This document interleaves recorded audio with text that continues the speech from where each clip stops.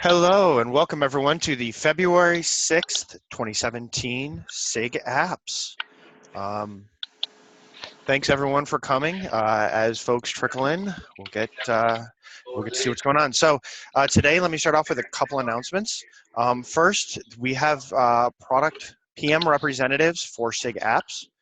We have Dan, who is a product manager at Google, who'll be joining us, and Antoine, who's at Khoros. And they'll be working together to provide us some kind of product oversight and to just keep track of what's going on and help us manage and organize that. You know, the reason that we want some of the product stuff here is I know Michelle and myself were concentrating on some stuff, but there's so much stuff going on around here. And actually being able to keep track of it, communicate it clearly to others, and all of that stuff is really useful for us to do. And they'll be able to help us stay on the ball with all of that. So we also have a scheduled discussion topic for later. Did anybody have any other scheduled discussion topics that they wanted to talk about? Anything else? Silence is nothing. If something comes up, let us know. And so with that, we have some demos today. Matt Butcher, are you on the line? Yeah. All right, the floor is yours for a demo of plugins in Helm.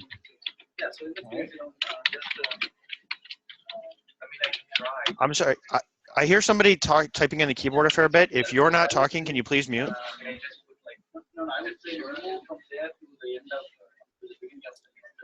While we're reading, can you see my screen all right? Okay. All right, we good? Yeah, it's okay. Yep. Okay. I upgraded my Zoom, which is a big mistake. So, okay. So I want to talk a little bit today about the Helm plugin system that was released in Helm 2.1, and just kind of explain some of the motivations and some of the designs, and more importantly, show you a little demo of how to create one. I know there's been a lot of talk among the kubectl community about how they can do plugins, and we weighed in a little bit there just to sort of explain there, but I thought it'd be nice to show this to maybe a slightly broader audience. So for those of you familiar with Helm, you know that it's a package management system for Kubernetes. And when we first set out to sort of capture what we wanted in Helm, we wrote these user stories. We came up with some personas, and we wrote user stories and tried to focus very tightly on the package management story. But there are other personas that became sort of secondary for us, like developers of charts. You know, we knew we needed to provide some good tools for chart developers, but we didn't want to clutter up the CLI too much. So we gave sort of what we saw as the minimum set of tools. We knew that there was a CI/CD story to be told too. But also we didn't want to clutter up the tool with too many tools that were aimed primarily at CI/CD. So at some point we decided really the solution to this was to come up with some kind of elegant system that would allow us to create add-on plugins that users could then pick and choose from, depending on whether they wanted to focus on chart development or focus on the CI/CD story, or write their own. So we came up with a couple of requirements for it. The first one was that we would do this in a two-phase approach. One would implement the plugin system, and the second one would implement a plugin management system. Phase one is done. Phase two is in progress. And if Adam's on here, later on, he can weigh in if he has anything he wants to share about the plugin management system. The second real design goal we had was we wanted to make it as easy as possible for developers and operators to build plugins. So that meant we didn't want to incur the overhead of the entire Go tool chain and lots of library management and stuff like that. In fact, we ended up deciding that really that requirement sort of played out as requiring that the plugin system be relatively language agnostic. And then really the other one we wanted was we wanted a plugin system that blended well enough with Helm that users could be sort of blissfully unaware of whether or not they were using a plugin until it became important for them to know whether they were using a plugin. So kind of like, to us, the core use case for that was we wanted the help text system to blend in seamlessly. so that you could type in Helm help core command and it would give you documentation, or Helm help plugin command and it would give you documentation. So that's, and that was kind of the core set of design principles that we set about with. And ultimately what it led us to is a really nice, simple plugin system. We'll probably grow it over time as we understand more about the needs of the developers. But what we've got now seems like a really good starting point and a pretty solid foundation. So let me show you a little bit about it. So plugins get stored in the Helm home directory, which is where we try and really consolidate most of the Helm configuration data inside of that directory. We looked at trying to store them on bin, or on path, the way that Git does it. But we decided really having it segmented off gives us a few advantages. So we created a little directory. You can see it there after packs is plugins. Packs, by the way, is a way to sort of pre-package some proto templates so that when you create a new chart, you can grab a proto template and drop it in so you're not stuck with the one default template we had. But that's a topic for another day. So plugins, let's go in there, look around. And we have kind of a bunch of different directories. Every directory here is one of the plugins that I have installed. So, if I take a look at the GitHub plugin, you can see there are a couple files in there. That's the plugin I wrote that helps me publish my own charts to my own GitHub account. So if you go to GitHub /technosopho/ I think it's Helm-charts or something like that, you'll see this plugin and a couple others just kind of hanging out there. So you can see there are two files in this one, but rather than go through them there, I'm just going to create a new plugin, and we'll kind of take a look at what the process looks like. So let's create a plugin called Example, or Example. All right, there we go. So we've got a directory. So now that's the first requirement there, right? We go into this directory. We've got no files. Okay, there's only one file required inside of this plugin directory, and that's plugin.yaml. So let's create ourselves a plugin.yaml file.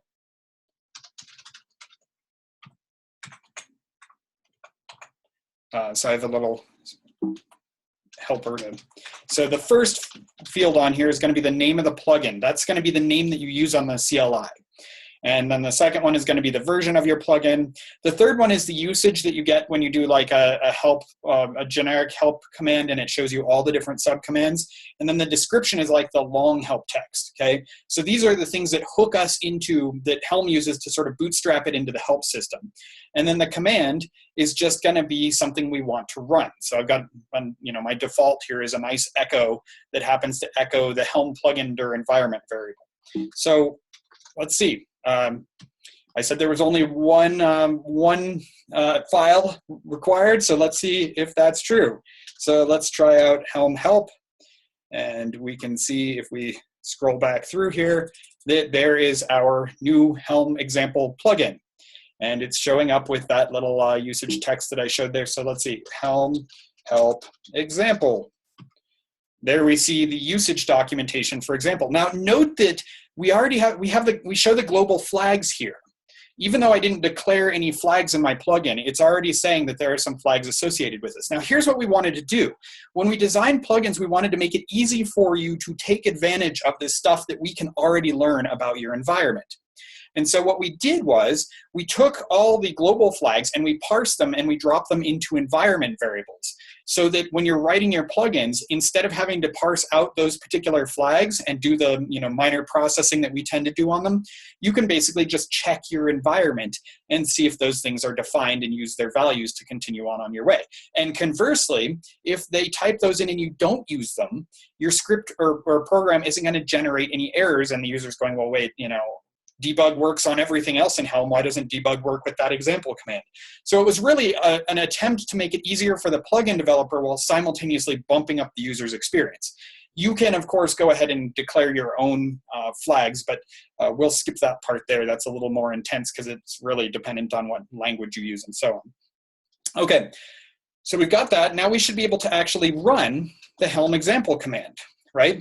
And recall that we just basically had an echo that was going to echo out a particular environment variable. So there we go. It just echoes out that entire environment variable. So we saw this little command here. Now we could get clever and we could change this to something else. Let's just execute env.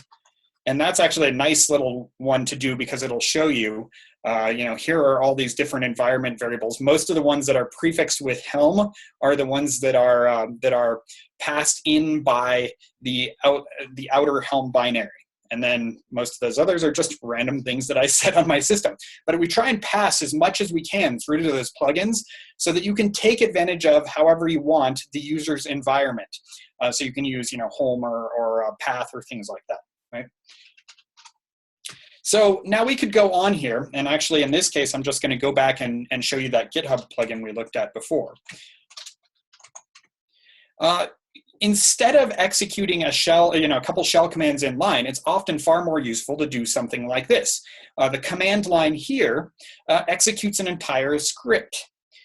So the Helm plugin dir, the variable that we echoed out earlier, will give you the path to this particular plugin's directory. So you can basically do this, Helm plugin dir / and then something inside of your plugin directory. And when Helm sees that, it'll basically drop to a shell and execute that particular command. So we should be able to see, the GitHub plugins help here, for example. And so this particular one, looks like I have a bug in my script that's exiting 1 instead of 0. But, and actually that's a good example of how even errors will bubble up and Helm will show you an error message based on the exit status of your plugin. So there we're looking at something that's a little bit more sophisticated. And so this script is fairly, well, I wouldn't say large, but it's definitely larger than a one-line shell command. And we even have some, like if we were to look in this template command here, which is a client-side template rendering system, we can see that, actually I don't even have the source code in here. I just have a compiled Go application that's right there.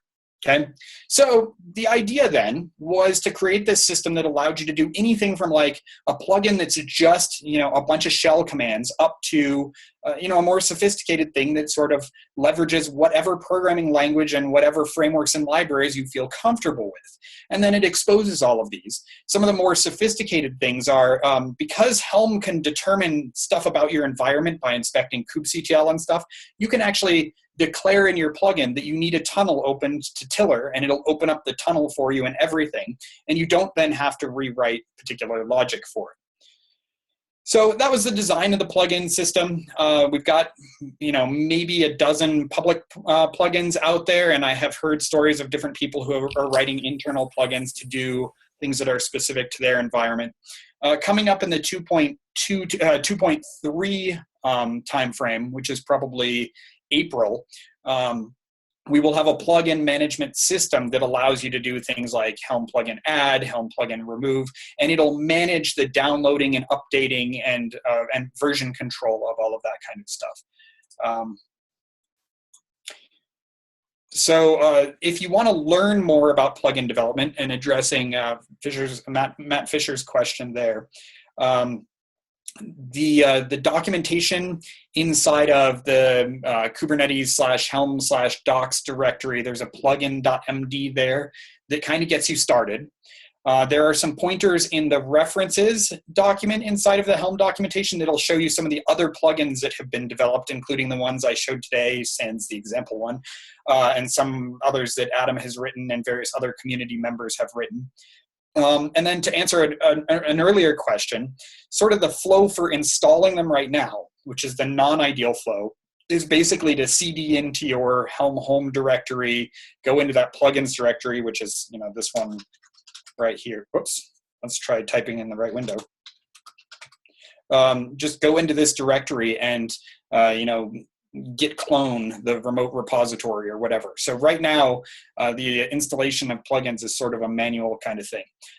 Again, what we're going for is in phase 2, Helm will have the right wrapper commands, so you can type in, Helm plugin install whatever, and it'll fetch the plugin and install it. And then you can do Helm plugin delete whatever, and it'll delete the plugin or however you want to do it. Some of the exciting stuff we've got coming up are we're going to work on some install and uninstall hooks. so that for, say you're writing Python and you want to have an opportunity to run pip, or you're running Ruby and you want to do a build or something like that, there will be a hook there where you can do the install locally, so you don't have to check all your dependencies into the VCS. And really, what we're interested in more than anything is sort of growing the plugin ecosystem. We identified two personas that we feel like are underserved by the current Helm client, and those are the chart developer and the CI/CD thing. But we also know that everybody out there has interesting workflows and interesting ideas that others would be able to take advantage of and do some cool stuff with Helm. And this is a great way of doing it. Now, I did want to close by just saying, what are the limitations of this system? Plugins were designed for client-only stuff. There's currently no way to take the server side, the in-cluster tiller tool, and add a plugin to that. And we decided to focus on client first because client workflow were the particular things that bubbled up. We would in the future, and we've talked, you've actually saw Mirantis give a demo last week of some of their ideas about plugins on the tiller side, where they could use app controller. That's the direction we want to go in the future. We're starting to look into the design of a system like that to try and understand it, but that's not there today, and probably won't be there, in the 2.3 timeframe. All right, I'm happy to answer any questions. Otherwise, that's all I got. Thank you, Matt. Did anybody have any questions? I have a quick question. Okay. Have we given any thought to actually using Go plugins here in the future once they become available?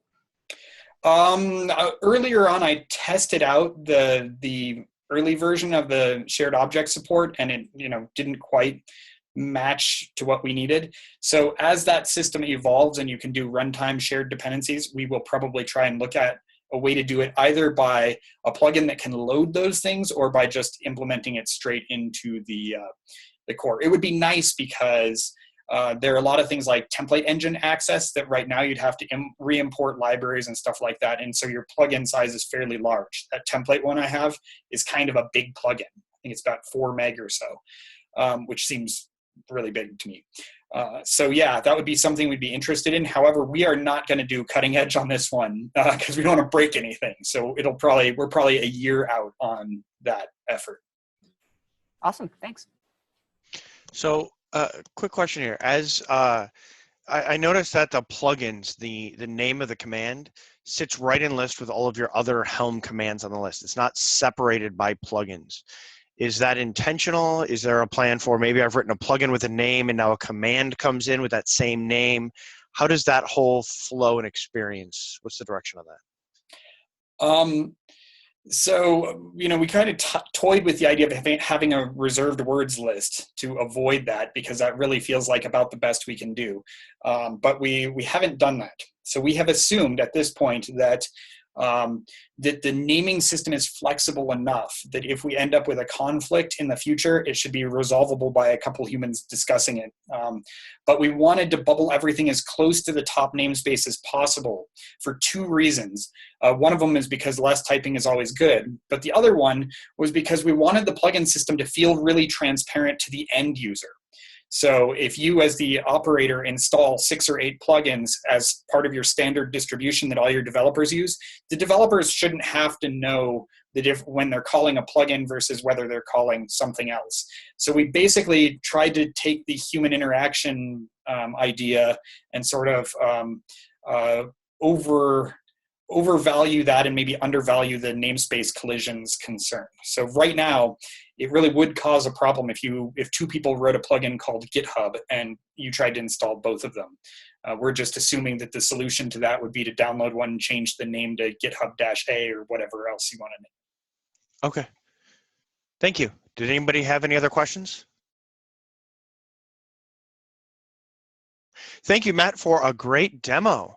We have one more demo here today, and that is Antoine to talk about CNR. Are you here? Hey, yes. All right, the floor is yours. Okay. So yes, I will do a quick demo of CNR. So CNR is just like an app registry. So we worked a little bit on the user experience about how we can share and store our charts and package. And we wanted it also to be close to what we used to as a user with Docker, and basically this is what it's about. So we show you the M plugin and just couple of feature, and then we can ask any question or interview. Let me share the screen.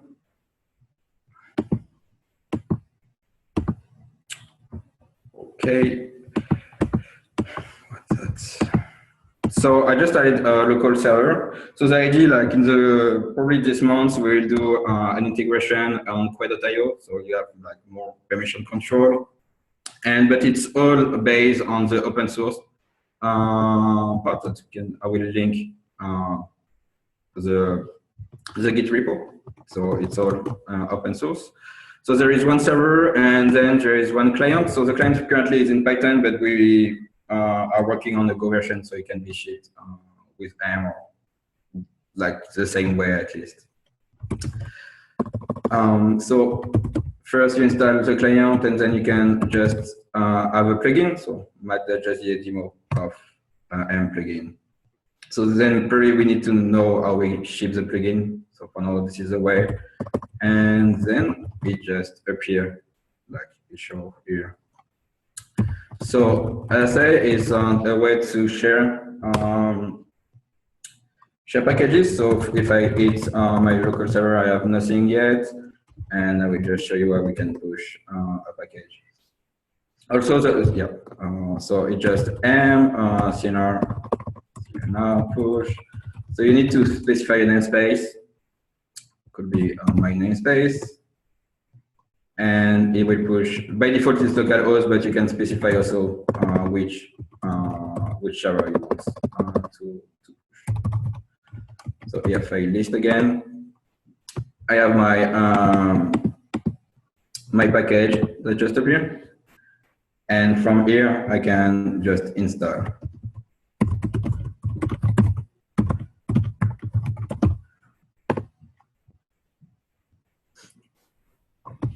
Okay, so this is basically the workflow of the user. We'll enter a little bit in more detail.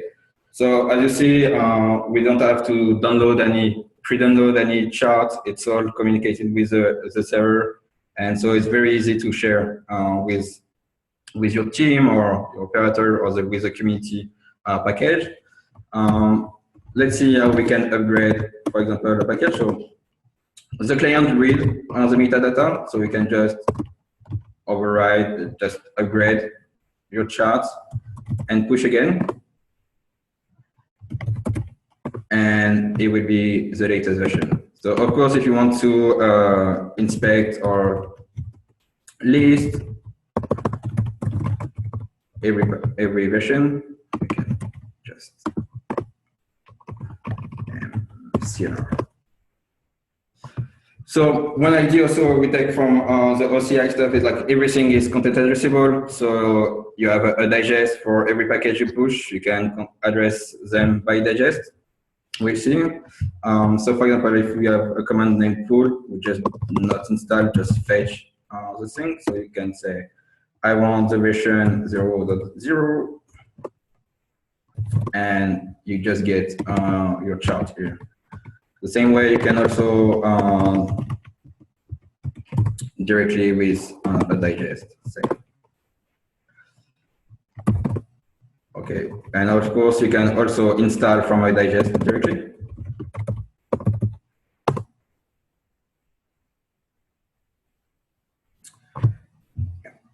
Okay.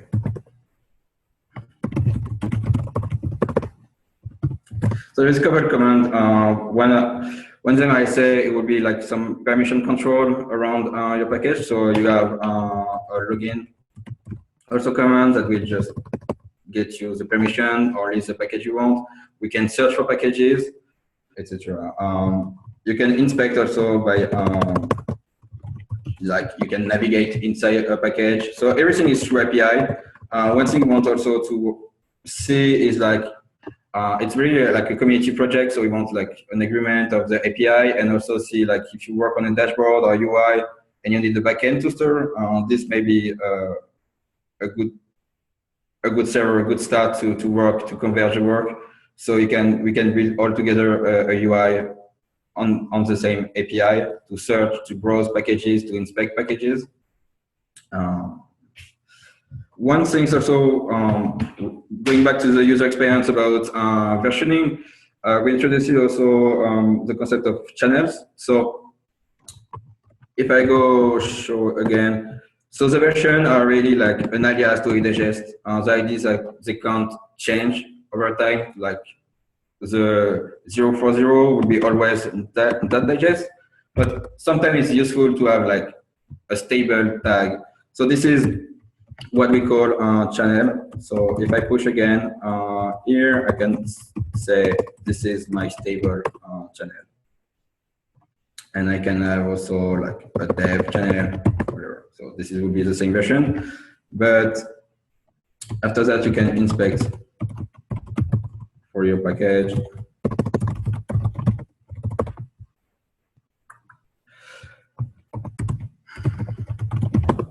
The list of channel, and you can pull directly a channel. So the idea is like we expect user to say this is the stable version, and user to just install the stable one.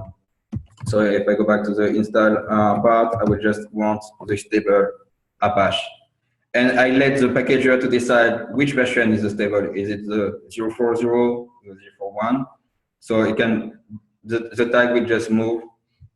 And this is how we can just have something share with the community.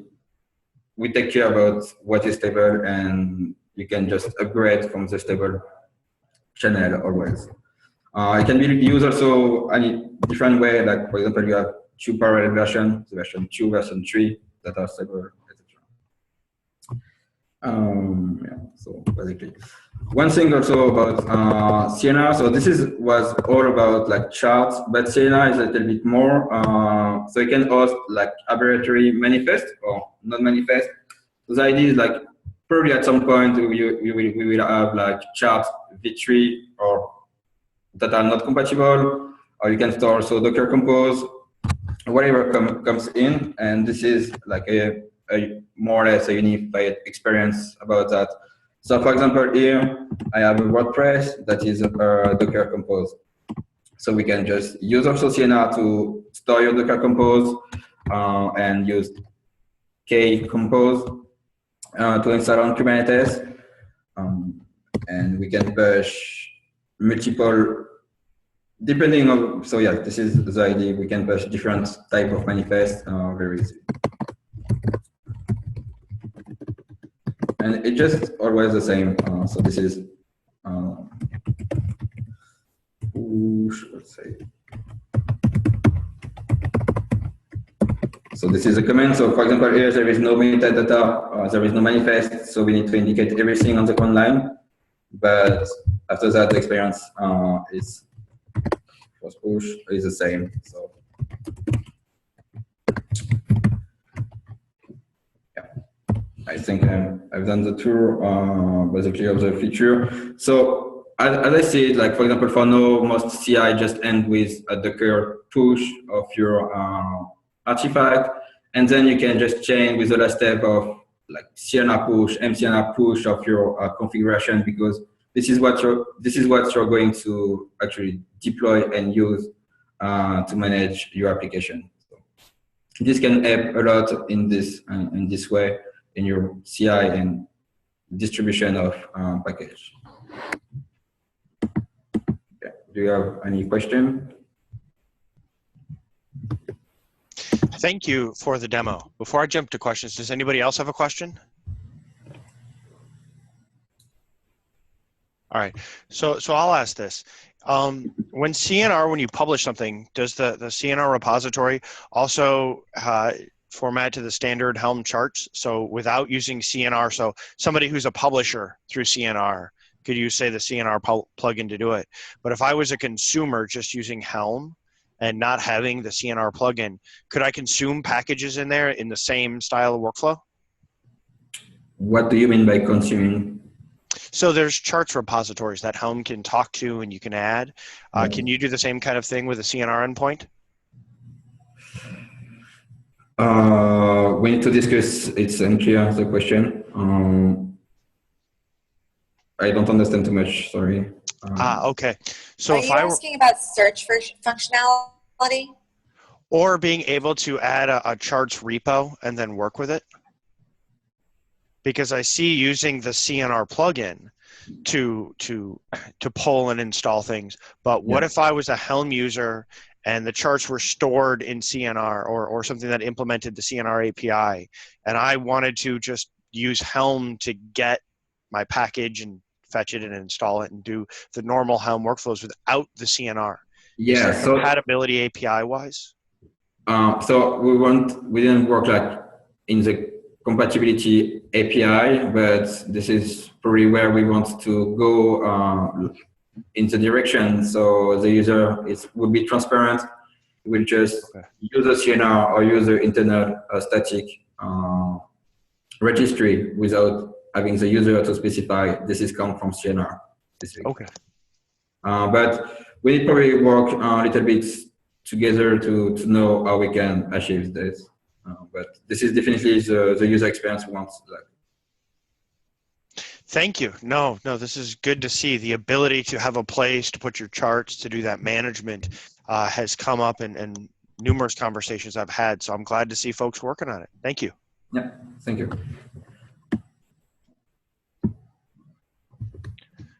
All right. The next part of today's stuff is we have scheduled discussion topics before we get to open discussion, and we have two of them.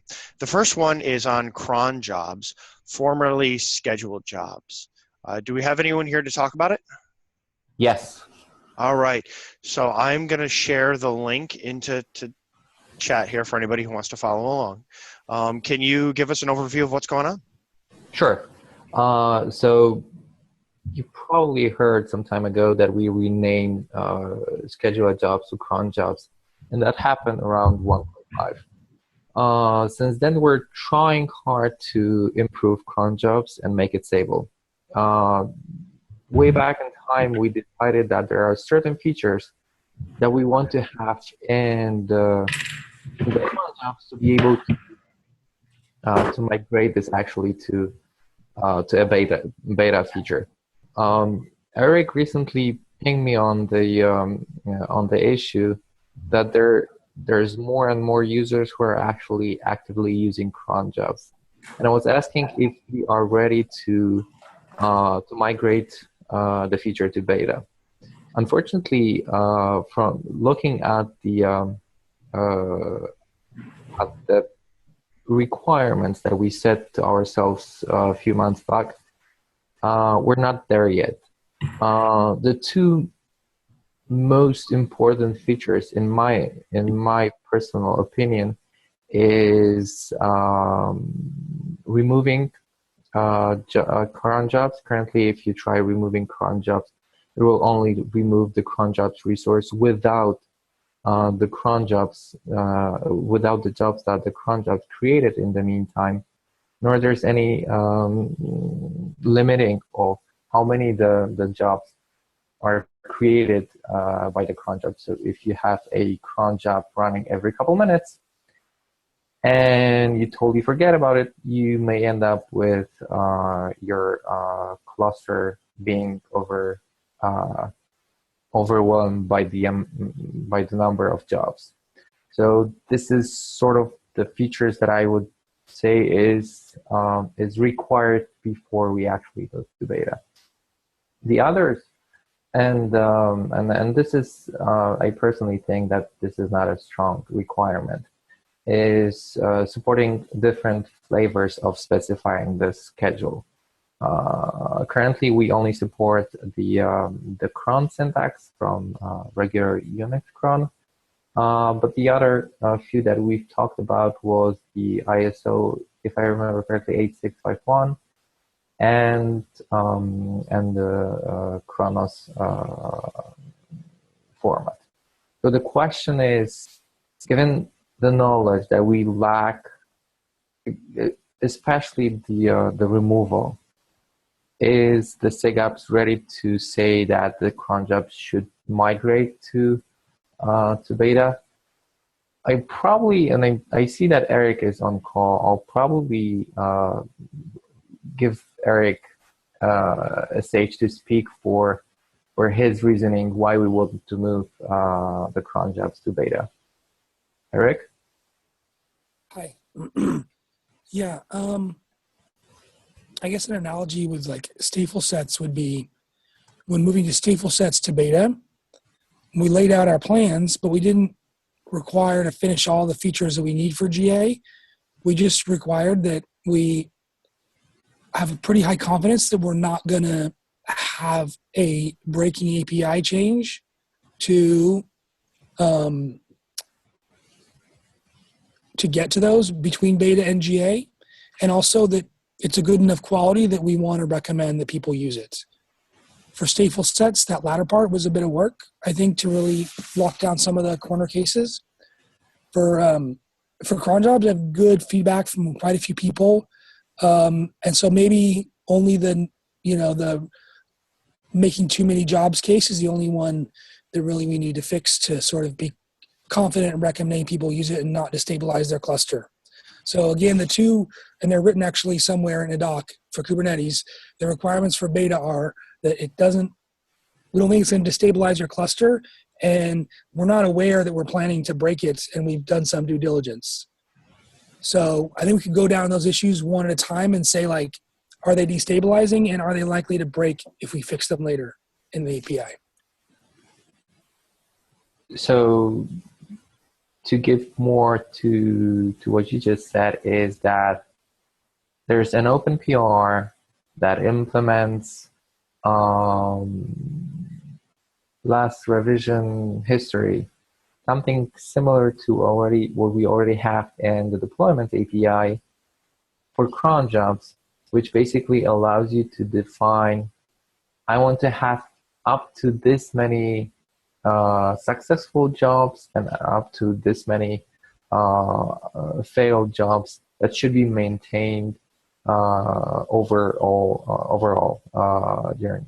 So this would definitely help us with the use case that you're saying that the feature should not destabilize the cluster, because that's basically the only thing that was worrying me the most, that we didn't have anything like that in place, and removing is a pain. But if that will merge, and I'm hoping to look at it tomorrow, if that will merge for 1.6, then I guess I'm willing to actually move to beta. The only question is, do we want to support alpha, or we're just gonna dig the entire alpha as is and move everything to beta? You're talking about the name change from cron jobs from scheduled job to cron job?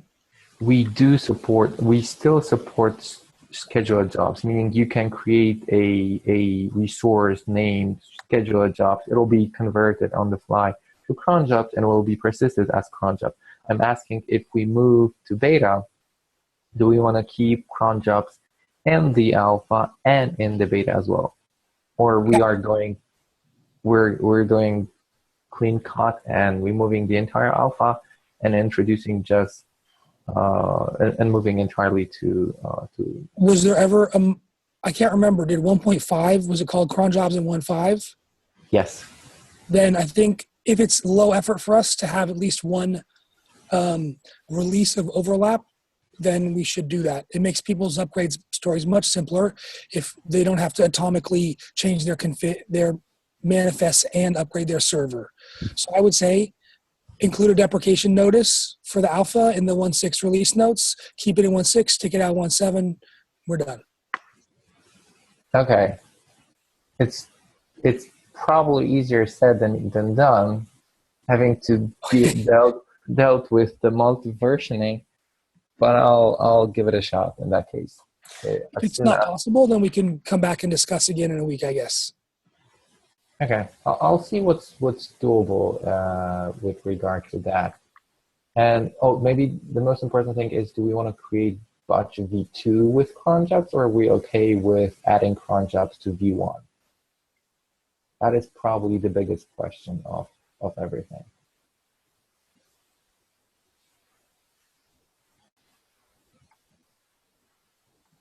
I thought it would go in V2, but I'm open to hearing other thoughts. Well, it landed in V2 Alpha 1, so it was like sort of the idea to be part of V2. Although I'm very hesitant to actually have a V2 in a batch. I'm perfectly fine with cron jobs being part of V1. We're not breaking V1 in any way.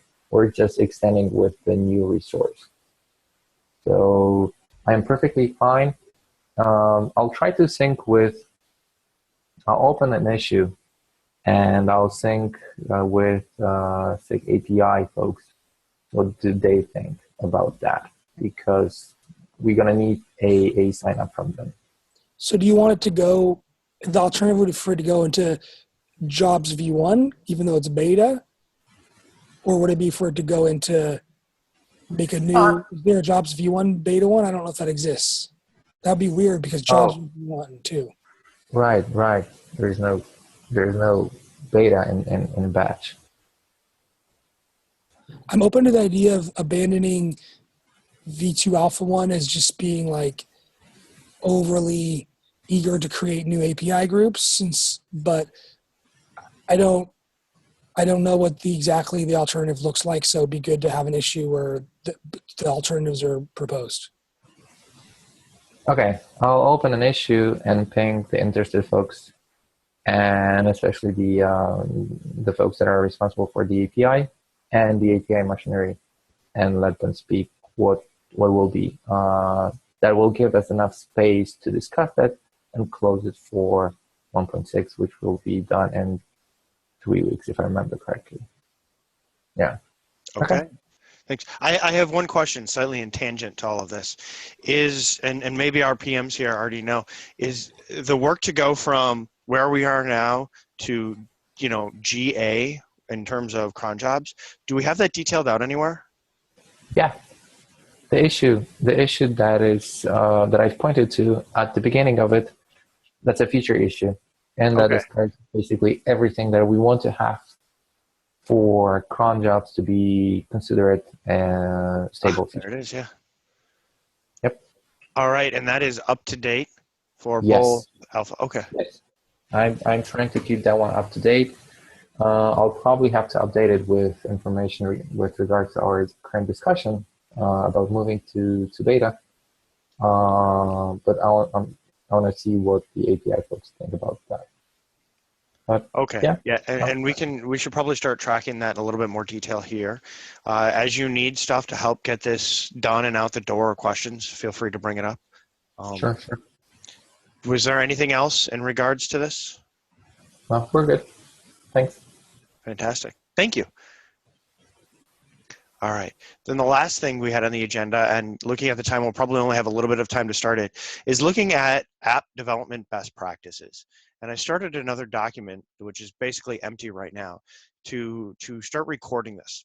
So one of the things that we don't have much detail on, but people keep asking for, and if you go back 6-7 months, I could probably find a conversation where people keep asking about it. What are the best practices if you're building and trying to write applications or getting them ready to work inside of Kubernetes?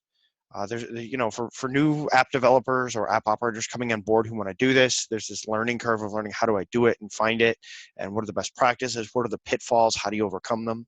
And then for a bunch of us who write tools, who are here, who are trying to figure out how do I generate tools that will actually help people get their work done? What are the problems people are encountering? And so that gives me feedback to build better tools. And so we wanted to have a conversation. We keep meaning to have this and we haven't. And so today we probably got a little bit of time to kickstart it. Did anyone have anything they wanted to start off with one of those things? If not, I've got a couple of seed topics. All right, due to the quietness, I will jump in. I think one of the first things that caught me off guard was dealing with secrets. And we'll start with secret management, because you can use Kubernetes secrets, but right now they're actually not cryptographically secure, right? It's base64 encoded, stuck inside etcd, and that's how it's stored, which means it's not secure. So if you're in an enterprise environment or a place where you care and you've got to worry about security, you can't actually use that right now. And so When it comes to secret management, what are people doing? Okay, so that's a pitfall. How are people handling secrets besides the core capabilities?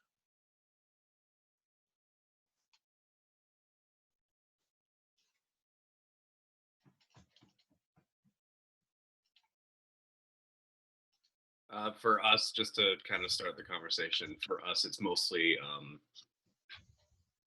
it's an unsolved question. I think is the answer.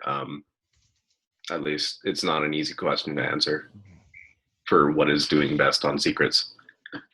Are you just meaning like keeping stuff that people or application developers should not be able to see, or other people outside the cluster should not be able to see, or just kind of security best practices around those kind of secret management? Sure. Well, we can talk about all of it because you know there are things where people should not be able to get access to easily, especially in its raw form. And so it might be good to bring it up from a practical standpoint for app developers rather than just general security best practices, but actually look at solving the problem. And there really is something here. I mean, if you've you know, there's lots of ways to encode stuff and keep it encrypted. So as you share it, you know, somebody else can't get in and easily poke at it. If somebody were to get inside of your system and look inside of your storage system, right, where you're storing these things, they can't just grab that data set and open it up and see what all the credentials are, right? We do a lot with password hashing so that, you know, you can't get a list of the password hashes and easily figure out what they are. There's a lot around security and encrypting this. So what should we do here given that Kubernetes secrets are not secure? I have a question. Yeah. Is anybody aware of anyone using Vault with Kubernetes? Or does anybody here have personal experience using Vault with Kubernetes? I do. This is how we solved it in production. And the closest thing I've seen to open source that follows the same thing that we did was what Kelsey published. So the problem you get to is you actually need per pod. When a pod comes up, it needs to get a token from Vault, and you need to wrap that token to have it not stored in etcd. So you kind of need to manipulate the way Kubernetes secrets work and piggyback on them by wrapping tokens. I can point you to that repo. Can you drop the link in here? So Yeah, Kelsey did it a few months ago, but that was how we implemented. Let me find it for you. Thank you.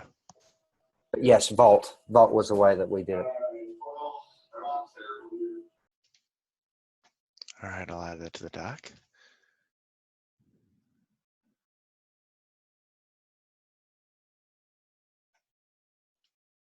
Okay, so it sounds, I hear Vault, and that was the one that I'd originally thought of myself. Does anybody have another solution for this besides Vault, or another article on a way to use Vault? I've had a number of discussions with Kelsey and people in the Vault community and about this, and I won't say that I know how to do it. I'd say that I learned a couple of things in those discussions that I'll just throw out there.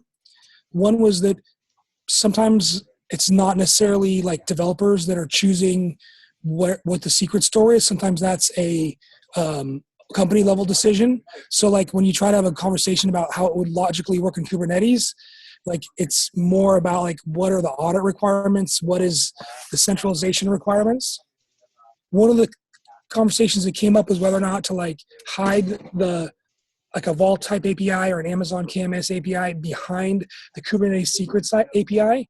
And one concern for some people was that there'd be a least common denominator of features if you use a secrets API. So something that I've been discussing with a couple of people is having basically for Vault, you have like basically a flex volume that can access Vault.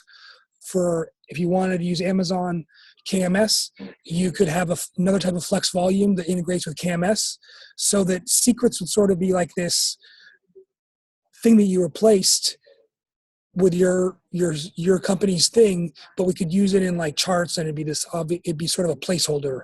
And we also, I think we want to make the storage for secrets be, have some level of encryption, but I don't ever see Kubernetes secrets like independently getting to the level of like, TPM, whatever integration, like crazy stuff that some of the serious secret stores get.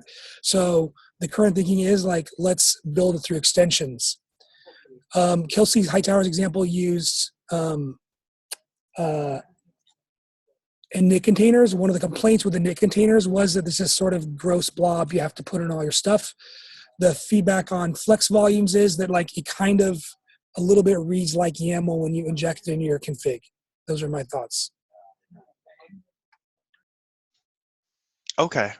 So I see there's conversations about how we could handle something in the future, as well as a little bit about the practical of what we can do today.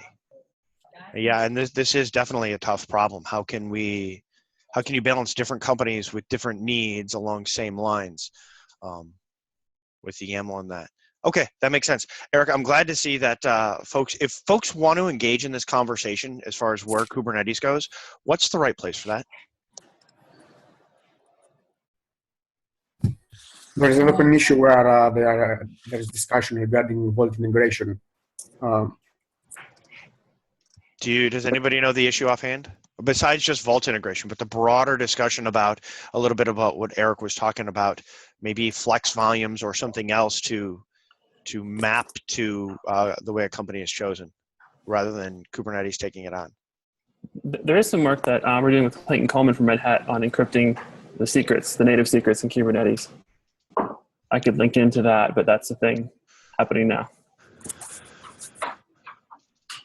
The other implementation that I've been playing with is using the stuff out of SIG service catalog to deliver a HSM on cluster and get it to do secrets. So that may be another place you could logically extend it using, I don't know, whatever SIG service catalog are doing.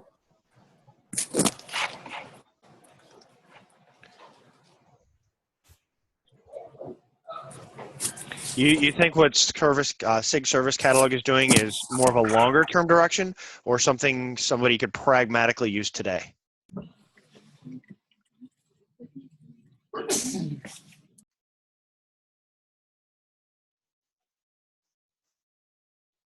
Okay, I'll put that in the longer term. I don't know if Lockie's answering the question with mute on, or nobody wants to answer the question. Okay. Being that there isn't a direct solution with a link off today, I'm going to guess it's a longer term possibility to piggyback on the work of SIG service catalog. I would say that given today's machinery, one of the patterns that we have been observing in the Helm community is people templating out empty or secrets and then injecting the secret at deployment time using --set. And oftentimes we've even seen a few cases where people have a CI/CD system that uses a Helm plugin to fetch the secret from whatever their internal data store is, and then inject it in order to be closer to meeting things like SOC 2 compliance, where the developer is never allowed to see the secret, and the secret is something that gets injected right as it enters the cluster. That doesn't really address the question of whether the secret is stored securely inside of Kubernetes, but it does address some of the related questions for making sure that the secrets don't leak in the middle or during the workflow.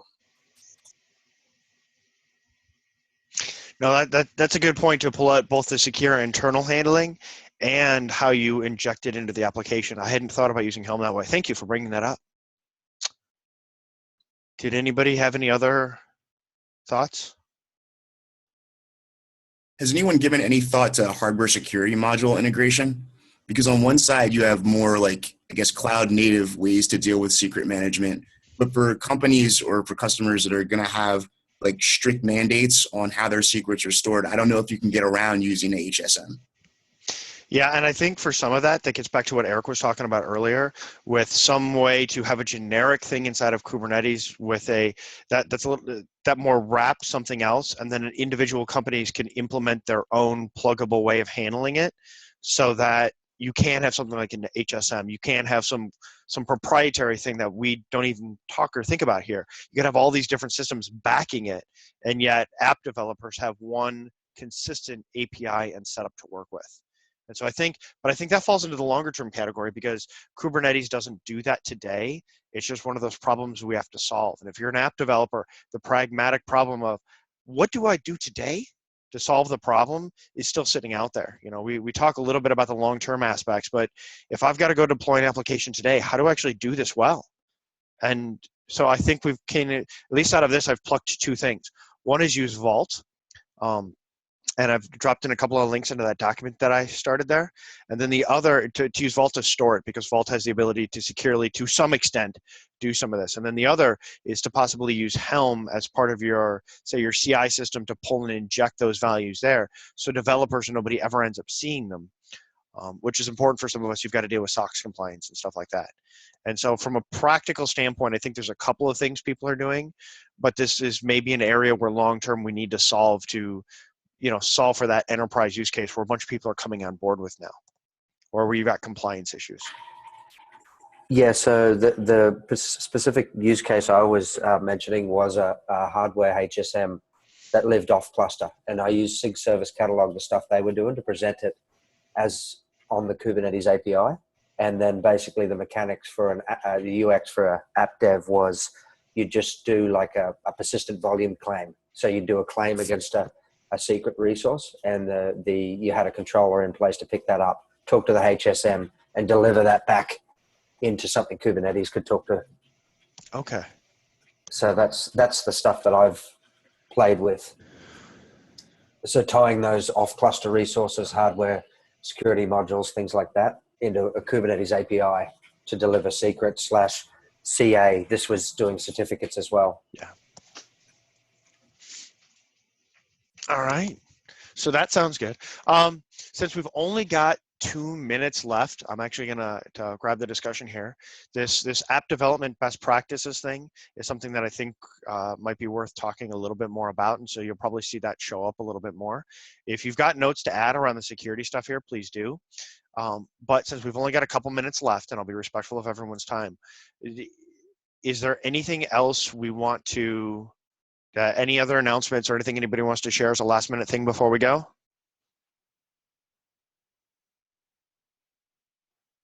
Silence means nothing. All right. Thank you, everyone, for coming. And I'm sorry to cut this conversation off. We got it going. We will continue this conversation, so don't think it's dead here. Thanks, everyone, and have a wonderful week. We'll be back here next week.